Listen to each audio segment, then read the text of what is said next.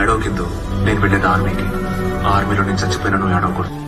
నా పెళ్ళం ఎవరి ముందు ఏడవకూడదు.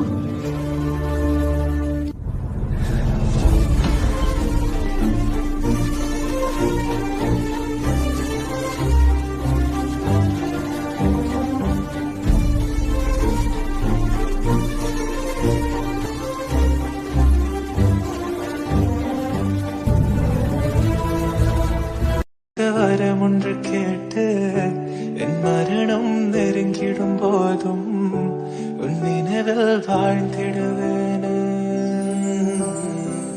தீராத துயரத்தில் நானும் காற்றோடேன் கலந்தாய் நீயும் நீங்காத நினைவொளியான அன்பே அன்பே.